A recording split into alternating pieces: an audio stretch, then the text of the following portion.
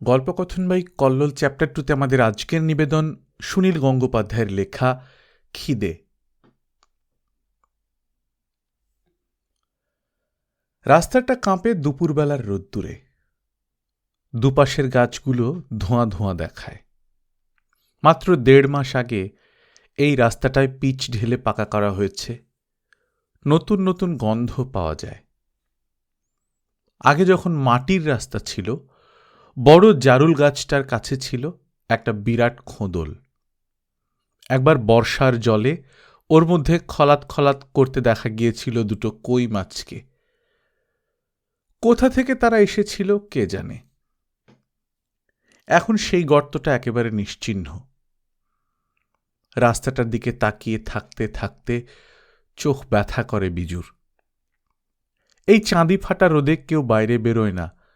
চতুর্দিক একেবারে শুনশান। খালপাড়ে বাস থামে। বাস থেকে নামা যাত্রীরা এই পথেই হেঁটে আসবে। কেউ আসে না, তবু বিজু এক দৃষ্টিতে চেয়ে থাকে। এক এক সময় তার মনে হয় আসছে, একজন আসছে। পাজামার উপর হাফ শার্ট পরা, কাঁধে একটা ঝোলা, দুহাতে দুটি পুঁটুলি। সেই পুঁটুলি দুটোর ভারে যেন নুয়ে পড়ে হাঁটছে। একেবারে চাল ডাল আরো কত খাবার কিনে নিয়ে ফিরেছে দাদা। কিন্তু কয়েক পলকের মধ্যেই সেই দৃশ্য মিলিয়ে যায়। রাস্তা আবার ফাঁকা। একটা গাছের ছায়ায় মাটিতেই পা ছড়িয়ে বসে থাকে বিজু। তার খাকি হাফ প্যান্টের রং এখন ধুলো ধুলো, খালি গা, গলায় একটা সুতোয় বাঁধা মাদুলি। তার 13 বছরের শরীরটা একবার ঘামে ভিজে জবজব করছে, একবার শুকোচ্ছে, আবার বিন্দু বিন্দু ঘাম ফুটে বেরোচ্ছে। একটা কাঠি দিয়ে মাটিতে ভূতের ছবি আঁকছে বিজু। সেও মরে গিয়ে ভূত হবে। 3 দিন হয়ে গেল, দাদা এখনো ফিরল না।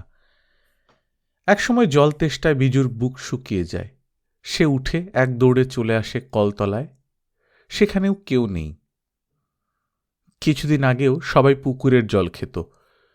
ঘোষেদের পুকুরটার নাম মিষ্টি পুকুর। সেখানে কেউ গরু মোষ নামায় না। পদ্ম দামে ভরা। ওই পুকুরের জল আনত সব বাড়ির মেয়েরা। এখন মহাদেব সাউ তার মায়ের নামে টিউবওয়েল বানিয়ে দিয়েছে এই গ্রামের মানুষের জন্যে। যেমন তেমন ভাবে দান নয়, বেশ মজবুত টিউবওয়েল। চারপাশে অনেকখানি সিমেন্ট দিয়ে বাঁধানো। একটা নয়, 3টে 3 জায়গায়। টিউবওয়েলের ধার ঘেঁষে শুয়ে আছে ভুলি নামে কুকুরটা। ওর পেটের কাছে ঢুসোঢুসি করছে 4টে ছানা। ভুলির জিভ বেরিয়ে পড়েছে অনেকখানি, মাথাটা নাড়ছে। ও বেচারারও তেষ্টা পেয়েছে খুব। এক হাতে পাম্প করে জল খাওয়ার খুব অসুবিধা। টিউবওয়েলের মুখটা চেপে ধরে লাফিয়ে লাফিয়ে পাম্প করতে লাগলো বিজু। তারপর হাতটা একটু ফাঁক করতেই পিচকিরির মতন জল বেরোতে লাগলো। সেখানে মুখ লাগিয়ে সে পেট ভরিয়ে ফেলল। তারপর আবার দুহাতে পাম্প করতে করতে বলল, নে ভুলি, খা, জল খা। ভুলির বাচ্চাগুলোর চোখ ফুটে গেছে অনেকদিন, তবু ওরা মায়ের দুধ ছাড়েনি। ভুলির পেটের তলাটা ফোলা ফোলা, এখনো দুধ আছে বোঝা যায়। সেদিকে তাকিয়ে থাকতে থাকতে বিজুর মনে হয় কতদিন দুধ খায়নি সে। কবে খেয়েছিল? কবে? সেই যেবারে বিজু ক্লাস 3তে উঠেছিল, বাবার সঙ্গে গিয়েছিল সোনামুখী শহরে। একটা মিষ্টির দোকান থেকে কাঁচা গোল্লা কিনেছিল বাবা। একটা বিরাট কড়াইতে ফুটছিল দুধ, যেন একটা দুধের পুকুর। বিজুর দৃষ্টি দেখেই বাবা বুঝতে পেরেছিল। জিজ্ঞেস করেছিল, খাবি? দুটো মাটির ভাঁড়ে দিয়েছিল গরম গরম দুধ। একটুখানি সর ফাও। সেই দুধের চুমুক দেবার পর বাবার গোঁফটা সাদা হয়ে গিয়েছিল, বিজুর স্পষ্ট মনে আছে। তারপর কি আর কখনো দুধ খেয়েছে বিজু? না। বাড়িতে দুধ আসবে কোথা থেকে? তাদের গরু নেই। সোনামুখীর দোকানের সেই দুধ, আহা, ঠিক যেন অমৃত। জল খেলেই পেট ব্যথা করবে বিজু জানত। হ্যাঁ, ঠিক শুরু হয়েছে। যেদিন থেকে ভাত খাওয়া বন্ধ হয়েছে সেদিন থেকেই এরকম। শুধু জল খেয়ে যদি পেট ভরানো যেত তাহলে কি মজাই না হতো। খালি পেটে অনেকখানি জল খেলে পেটটা ভর্তি হয়ে ফুলে যায় বটে, তারপরই ব্যথা শুরু হয়। পেট ব্যথা হলেই মনটা আরও খারাপ হয়ে যায়। পেটে থাবড়া মারতে মারতে বাড়ির দিকে এগোলো বিজু।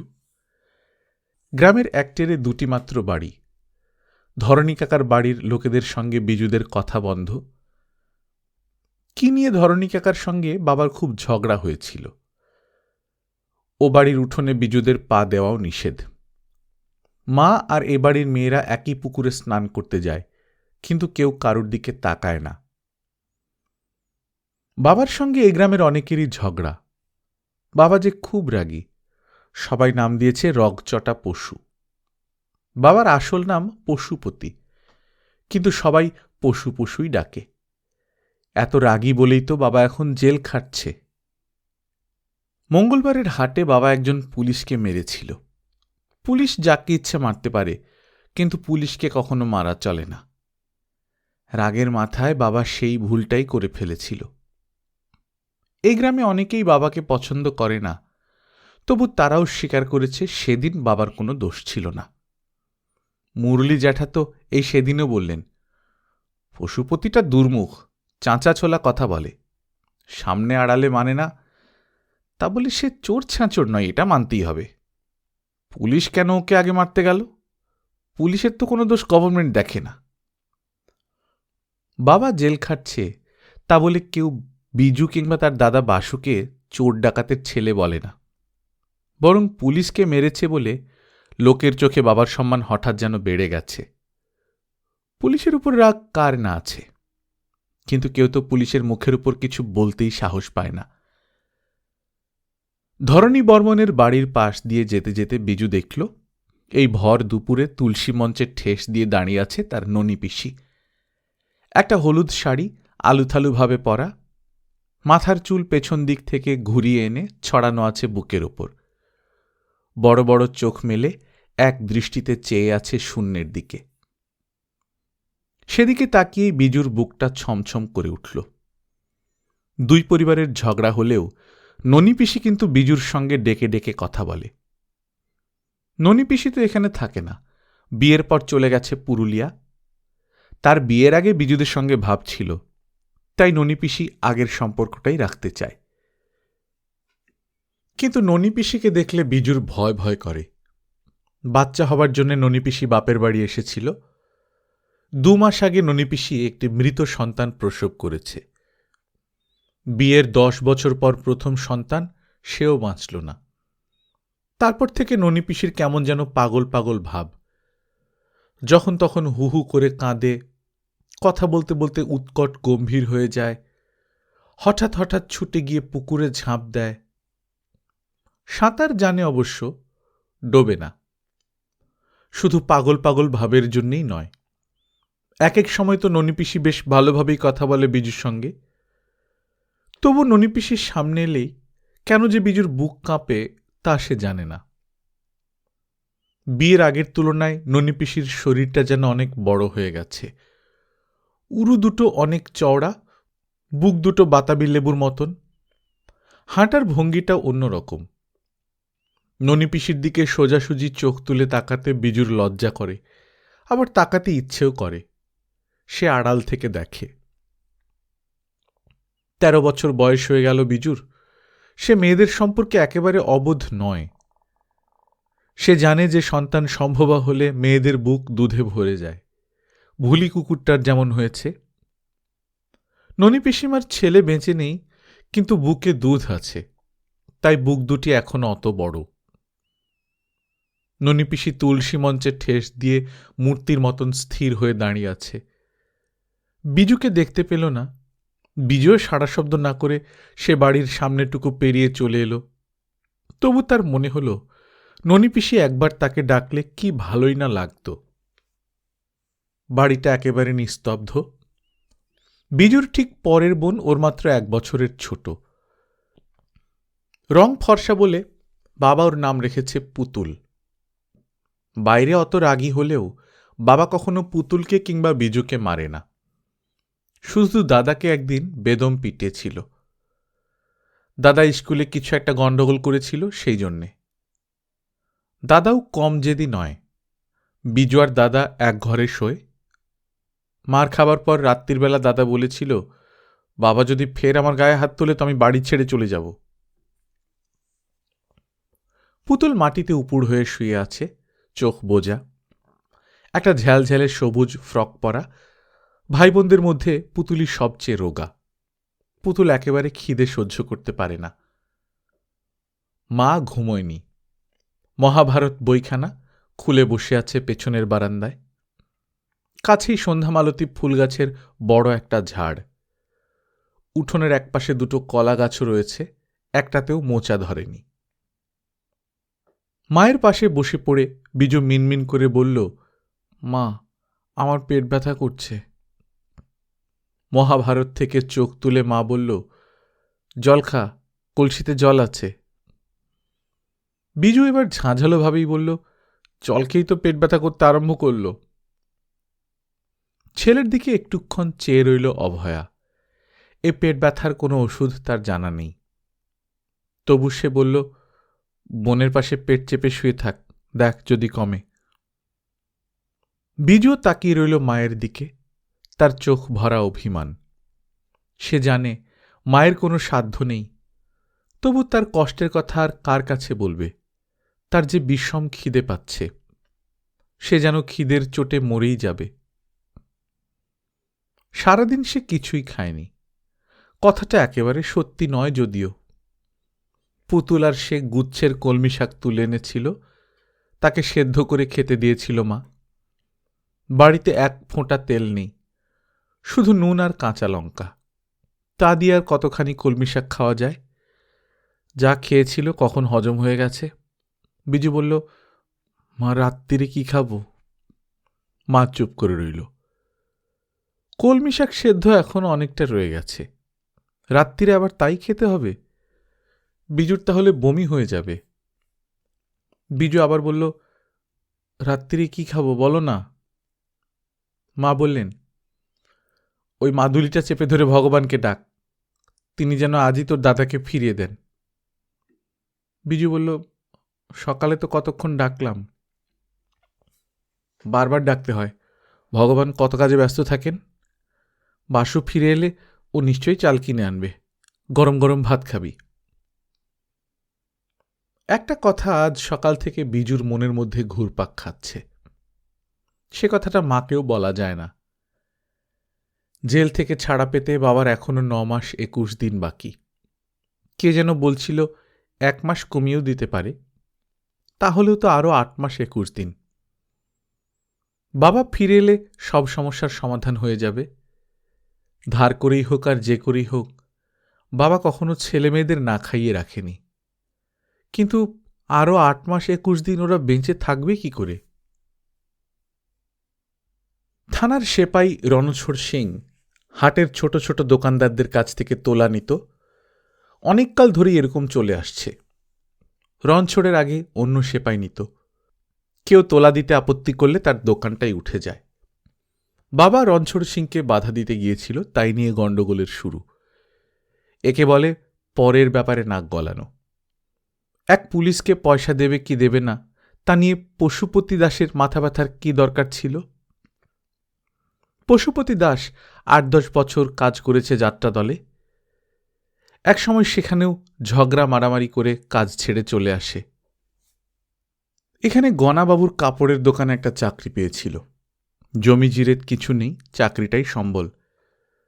বড় ছেলে বাসুদেব ক্লাস 10-এ পড়ে। কোনো রকমে পাসটা করতে পারলে তাকেও গনাবাবু একটা কাজ দেবেন বলে রেখেছিলেন। গনাবাবু পশুপতির চোটপাটা সহ্য করতেন না, কারণ লোকটা বিশ্বাসী। এইভাবেই তো চলছিল। কিন্তু কিছু লোকের যে পরের ব্যাপারে মাথা গলানোর অভ্যেস।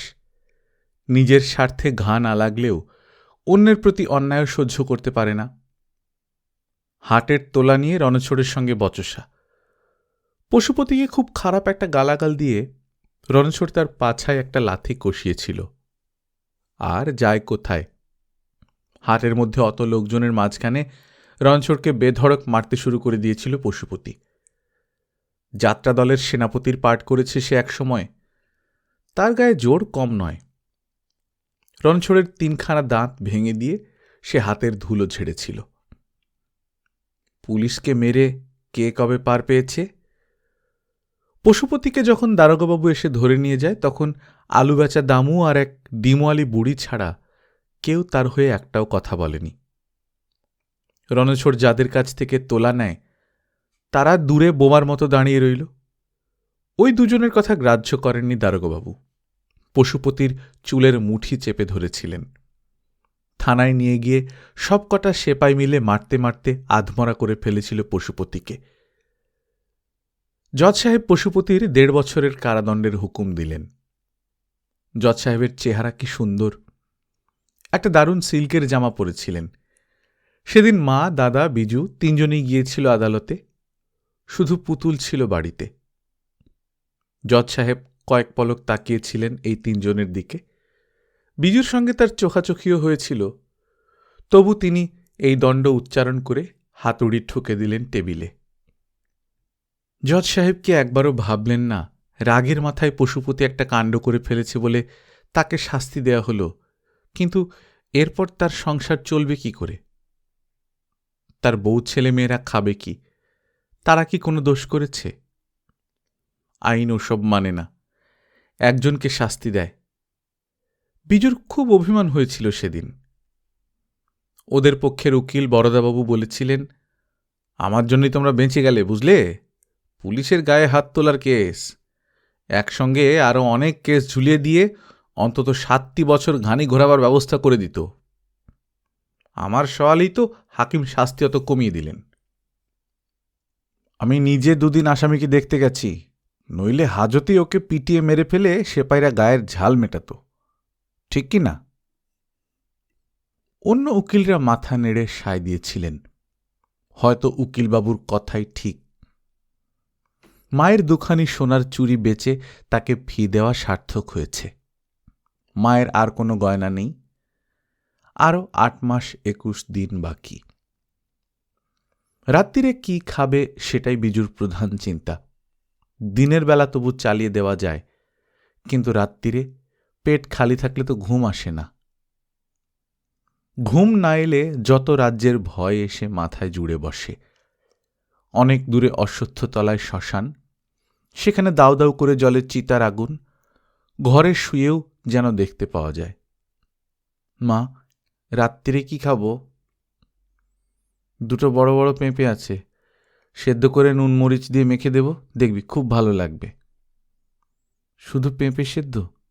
ভাত খাবো না?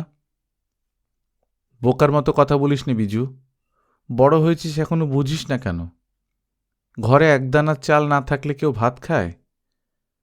বাসু ফিরে আসবে, চাল কিনে নিয়ে আসবে, হয়তো আজ 7:30টার বাসেই। বাবা জেলে যাবার আগে মাকে বলেছিল চোখ পাকিয়ে, যদি না খেয়ে মরতে হয় তাও সই, তবু খবরদার কারো কাছে ভিক্ষে করবে না। ফিরে এসে যদি শুনি আমার ছেলেমেয়েরা ভিখিরি হয়ে গেছে, তাহলে তোমাকে আগে খুন করব। এখন অবশ্য ওদের কেউ ভিক্ষেও দেবে না। প্রথম প্রথম গ্রামে কিছু লোক ওদের সাহায্য করেছে, কিন্তু মানুষের দয়ামায়া বেশি দিন থাকে না, শুকিয়ে যায়। 6 মাস ধরে কে ওদের সংসার টানবে? ঘটি বাটি পর্যন্ত সব বিক্রি হয়ে গেছে, এখন কেউ ধারও দিতে চায় না। ধরণী কাকার বাড়িতে ভাত রান্না হয়, এই বাড়িতে সেই গন্ধ আসে। একটা বেড়াল ও বাড়ি থেকে মাছের কাঁটা মুখে করে এনে এ বাড়ির উঠোনে বসে খায়। উষা কাকিমা একদিন পুতুলকে 1 বাটি চিড়ে দিয়েছিলেন। তারপর ধরণী কাকার কি চেঁচামেচি! বিনাপানি অপেরা থেকে বাবা যখন ঝগড়া করে কাজ সেরে চলে আসে, তখন বাবার 227 টাকা মাইনে বাকি ছিল। বাবা বলতো, ওই চশমখোরটার মুখও আমি দেখতে চাইনি। তাই সেই টাকা আদায় করতে যায়নি কোনোদিন। বিনাপানি অপেরার মালিক আবার মায়ের পিসতুতু দাদা হয় সম্পর্কে। মায়ের ধারণা সেই দাদাটি মানুষ খারাপ নয়, কিন্তু স্বামীর উগ্র মেজাজ দেখে সে কথা উল্লেখ করার সাহস হয়নি এতদিন। এখন বাঁকুড়ায় সেই দাদার কাছে একটা চিঠি লিখে বাসুকে পাঠানো হয়েছে। এ তো ভিক্ষে নয়, ধারও নয়, ন্যায্য পাওনা আদায়। বাসু যেখানে গেছে সেটা তো এক হিসেবে তার মামা বাড়ি। ওরা বাড়ির দরজা থেকে বাসুকে ফিরিয়ে দেবে না। কিন্তু বাসু ফিরছে না কেন? একদিন যায়, দুদিন যায়, 5 দিন কেটে গেল। বাসুই তাদের শেষ আশা ভরসা। 227 টাকা পেলে এই কটা মাস স্বচ্ছন্দে কেটে যাবে। বাসু অবশ্য বলে গেছে, মা, তোমাদের জন্য আমি 100 টাকার চাল কিনে দেব, আর বাকি টাকায় আমি ব্যবসা করব। এই তো নতুন আলু উঠতে শুরু করেছে। গ্রাম থেকে আলু কিনে হাটে বিক্রি করলে কিছু লাভ থাকবেই। গনাবাবু তার দোকানে পশুপতির ছেলেদের যেতে বারণ করে দিয়েছে। পুলিশ মারার কেস, এখন তার দোকানের উপরই না পুলিশের কোপ দৃষ্টি পড়ে। বাসু বসবে হাটের অন্য এক কোণে। বাসু আসছে না। তার কি কোনো দুর্ঘটনা হলো? কেই বা খবর আনতে পারে। বাস ভাড়া দেবার মতন আর একটা পয়সাও নেই। দুপুর থেকে পুকুর ধারে ছিপ ফেলে বসে আছে বিজু। এ পুকুরে মাছ নেই। 5 শরিকের পুকুর, যে যখন পারে বেড়া জাল টেনে দেয়।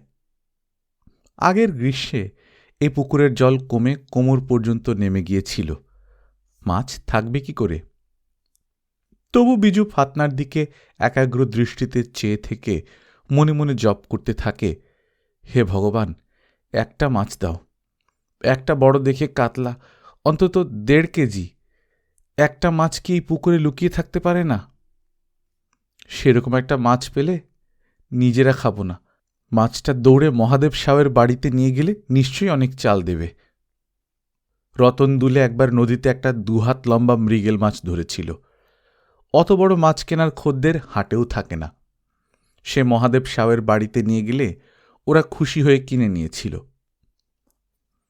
গলার মাদুলিটা চেপে ধরে বিজু বারবার বলতে লাগল, হে ভগবান, হে ভগবান, একটা মাছ দাও। সকাল থেকে কিছুই খায়নি বিজু। এই পুকুর ধারে কলমি শাকও হয় না। ঘোষেদের মিষ্টি পুকুর পাড়ের কলমি শাকও ফুরিয়ে এসেছে। তারপর কি হবে? পুতুল সারাদিনে 5 বার বমি করেছে। পুতুলই কলমি শাক তুলে আনে, কিন্তু সে বেচারি নিজে কলমি শাক কিছুতেই সহ্য করতে পারে না। এই গরমের মধ্যেও হঠাৎ হঠাৎ একটা ভয়ের কাঁপুনিতে বিজুর শীত করছে। তারা কি সত্যি সত্যি মরে যাবে? যে কথাটা মাকেও বলা যায় না, সেই কথাটাই বেশি ভয় ধরিয়ে দেয়। দাদা কি ইচ্ছে করে ফিরছে না? টাকাটা নিয়ে অন্য কোথাও সরে পড়েছে? দাদা ব্যবসা করতে চায়। ভাই বোন মায়ের জন্যে বাজে খরচ না করে দাদা যদি পুরো টাকাটা নিয়ে অন্য কোথাও ব্যবসা করতে বসে যায়? বাবার উপর দাদার রাগ ছিল, কিন্তু মাকে তো সে ভালোবাসত। তবু দাদা ফিরছে না কেন? দাদা যদি সত্যি না ফেরে তাহলে আর বাঁচার আশা নেই। সে আগে মরবে। মা প্রায়ই বলে, আমি মরলে তোরা আর এখানে থাকিস না, অন্য গাঁয়ে গিয়ে ভিক্ষে করিস, কোনো মন্দিরের চাতালে পড়ে থাকবি, কেউ তাড়িয়ে দেবে না। রোগা হতে হতে মা এমন একটা জায়গায় পৌঁছেছে যে চামড়ার তলার সব হাড়গুলো দেখা যায়। চোখ দুটো বেশি জলজল করে। তবু মা কাঁদে না কখনো। মহাভারত খুলে বসে থাকে। বিজুর ধারণা, আগে মরবে পুতুল। ও সব সময় কাঁদে, কোনো শব্দ করে না, অনবরত চোখ দিয়ে জল গড়ায়। জেলখানায় বিনা পয়সায় খেতে দেয়। বাবা দুবেলাই খাচ্ছে, বেশ মজায় আছে। বাবা বেঁচে থাকবে, দাদা অতগুলো টাকা নিয়ে ব্যবসা করছে, দাদা বেঁচে থাকবে, শুধু হারিয়ে যাবে মা, পুতুল আর বিজু। না না, বিজু কিছুতেই মরতে চায় না। হে ভগবান, বাঁচিয়ে দাও, তুমি এত কাজে ব্যস্ত, তবু আমাদের দিকে একবার তাকাও। পেটের মধ্যে নাড়ি ভুড়িও যেন সব হজম হয়ে গেছে। তারপরেও আগুন জ্বলছে, শ্মশানের আগুনের মতন। মাঝে মাঝে মাথাটা ঝিমঝিম করে, ঘুম পায়। বিজুর ধারণা, দিনের বেলা ঘুমিয়ে পড়লেই সে মরে যাবে। খিদের সময় সব কিছু খাওয়া যায় না কেন? গতকাল সে চুপি চুপি অনেকগুলো ঘাস তুলে চিবিয়ে খেয়েছিল, একটু পরেই বমি হয়ে গেল। গরু তো ঘাস খায়, তাদের বমি হয় না? আম গাছের পাতা খাওয়া যায়, তাতেও যদি বমি হয়? বমির সময় বড় কষ্ট, যেন গলার কাছটা কেউ মুচড়ে ধরে। বিজু মাঝে মাঝে আকাশের দিকে তাকায়। মেঘ নেই, রোদ্দুরে ঝকমক করছে। আকাশ খাওয়া যেত যদি? আকাশ খেলে বমি হতো না। তরমুজের ফালির মতন এক টুকরো আকাশ কেটে আনা যায় না? হে ভগবান, আমাদের মেরো না, মেরো না, দাদাকে ফিরিয়ে দাও। দাদা কি মামাবাড়ি দুধ ভাত খাচ্ছে? না, দাদা নিজেই হঠাৎ মরে গেছে। যদি টাকা নিয়ে ফেরার সময় ডাকাতে ধরে দাদাকে? একটা মাছ, একটা মাছ, ছোট বড় যে কোনো একটা মাছ। আয় আয় আয়, আয় মাছ আয়। মহাদেব সাউয়ের মেয়ের বিয়েতে গ্রাম শুদ্ধ মানুষকে কত খাইয়েছিল। দাদা আর বিজু বসেছিল পাশাপাশি। শেষ পাতে একখানা লুচি আর সে খেতে পারেনি। দাদা বলেছিল, ফেলিস নে, খেয়ে নে, খেয়ে নে। বিজুর মুখে তখন রসগোল্লা। সে মাথা নেড়েছিল। কেন নষ্ট করেছিল সেদিন? সেই একখানা লুচি যদি এখন পেত, আর কোনোদিন সে লুচি খাবে না, ভাত খাবে না, কলমি শাক খেতে খেতে বমি করে মরে যাবে। ঝপাস করে একটা শব্দ হল। ননি পিসি ঝাঁপ দিয়েছে পুকুরে। উপুড় হয়ে ভাসছে, চুলগুলো কিলবিল করছে সাপের মতন। আর উঠছে না কেন? ননি পিসিও মরে গেল নাকি? বিজু জানে, সাঁতার শিখলে কেউ জলে ডোবে না। উপুড় হয়ে নিঃশ্বাস নিচ্ছে কি করে ননি পিসি? ভাসতে ভাসতে মাঝ পুকুর পর্যন্ত গিয়ে ননি পিসি চিত হল। চিত সাঁতার কেটে ননি পিসি ফিরে এলো ঘাটের কাছে। কোমর জলে দাঁড়িয়ে আপন মনে ও ও শব্দ করছে। ননি পিসির কষ্ট হচ্ছে খুব। আজ সকালে বিজু পাশের বাড়িতে ঝগড়া শুনতে পেয়েছে। ননি পিসিকে কি জন্য যেন বকাবকি করছিল ওর মা। এ গ্রামেও সবাই জেনে গেছে ননি পিসিকে ওর স্বামী আর ফিরিয়ে নেবে না। সে দুর্গাপুরে চাকরি করে। মৃত সন্তানের জন্ম দেবার পর একবারও ননি পিসিকে দেখতে আসেনি। এই ঘোর দুপুরে আর কেউ পুকুরে আসে না। ননি পিসি জলে দাঁড়িয়ে একা একা কাঁদছে। এক একবার ডুব দিলে উঠছে না অনেকক্ষণ। কেউ জল তোলপাড় করলে তখন আর মাছ ধরার কোনো আশাই থাকে না। বিজু এখন আর ফাতনার দিকে তাকাচ্ছে না, ননি পিসিকে দেখছে। খিদের কথাটা এখন আর মনে করছে না। ননি পিসির মসৃণ ঘাড় আর কাঁধ, পাশ ফিরলে দেখা যায় দুধে ভরা দুই বুক। ননি পিসি লক্ষ্যই করেনি বিজুকে। একটু পরে ননি পিসি ঘাটের উপর সিঁড়িতে বসল। ওখানে বাটনা বাটা শিলের চেয়ে একটু বড় একটা পাথর রাখা আছে। মেয়েরা ওই পাথরটায় আছড়ে কাপড় কাচে। অনেকে জল ভর্তি ঘড়া রাখে। মাঝখানটায় একটু গর্ত মতন। ননি পিসি সারা শরীর মুচড়ে মুচড়ে কাঁদছে তো কাঁদছেই। স্বামী না নিলে ননি পিসি কি সারা জীবন বাপের বাড়িতে থাকবে? ওর বাবা যে দারুণ কৃপণ সবাই জানে। ননি পিসিকে সবাই কষ্ট দেবে। ননি পিসির এত বড় শরীর আস্তে আস্তে রোগা হয়ে যাবে। ঘোষেদের বাড়ির চারু পিসিকেও তার স্বামী নেয় না। তার খুব শুচিবাই, সবাইকে গালাগাল করে, এমনকি বাতাসকেও বকুনি দেয়। ননি পিসিও কি সেই রকম? বিজু দারুণ চমকে উঠে দেখল ননি পিসি আঁচল সরিয়ে নিজের একদিকের বুক চেপে ধরল এক হাতে। তারপর সেই বুক থেকে ছড়ছড়িয়ে ঝরে পড়তে লাগল দুধ। ননি পিসি নিজের বুকের দুধ ফেলে দিচ্ছে। একবার এই বুক, একবার আরেক বুক। চোখ ঠিকরে আসছে বিজুর। পাথরের খোঁদলে ঝরে পড়ছে সেই বুকের দুধ। একটু পরে থেমে ননি পিসি এক দৃষ্টিতে চেয়ে রইল সেই পাথরটার দিকে। আর একটু কেঁদে উঠে দাঁড়াল। বিজুর মনে পড়ে গেল ভুলি কুকুরটার কথা। সেটা যদি আশেপাশে থাকে অমনি এসে চকাশ চকাশ করে ওই দুধটুকু চেটে খেয়ে নেবে। ননি পিসি ঘাট থেকে চলে যেতেই বিজু আর দেরি করল না। ছিপ ফেলে রেখে দৌড়ে গিয়ে সেখানে উপুড় হয়ে শুয়ে পড়ল। জিভ দিয়ে চাটতে লাগল সেই দুধ। নোনতা নোনতা লাগছে, তবু যেন তার শরীর জুড়িয়ে যাচ্ছে। একটা শব্দ পেয়ে মুখ তুলে দেখল ননিপিসি ফিরে এসে বড় বড় চোখ মেলে তাকিয়ে আছে তার দিকে। কুকুর হয়ে গেছে বিজু, এ তো ভিক্ষের চেয়েও খারাপ। ধরা পড়া চোরের মতন সে হাউ হাউ করে কেঁদে ফেলে বলতে লাগল, আমার খুব খিদে পেয়েছে, আমি মরে যাচ্ছি। ননিপিসি কাছে এসে বসে পড়ল, যেন আগের কথাটা শুনতে পায়নি। সেই রকমভাবে বলল, তোর কি হয়েছে রে বিজু? বিজুর ঠোঁটে লেগে আছে দুধ। সে আবার বলল, আমি কিছু খাইনি, খিদেয় মরে যাচ্ছি, এবার ঠিক মরে যাব। ননিপিসির নিজেরই এখন খুব কষ্ট, অন্যের দুঃখের দিকে মন দেবার সময় নেই। তবু সে বলল, কেন, কিছু খাসনি কেন? আমাদের কিছু নেই। ননিপিসি বলল, আয় আমাদের বাড়িতে আয়, এক বাটি মুড়ি দেবক্ষণ। বিজু প্রবলভাবে মাথা নেড়ে বলল, তোমার বাবা বকবে, আমার মাও বকবে। ননিপিসি করুণ চোখে একটুক্ষণ তাকিয়ে রইল বিজুর দিকে, তারপর একটা দীর্ঘশ্বাস ফেলল। বুকের আঁচলটা আবার সরিয়ে বলল, খিদে পেয়েছে, খা।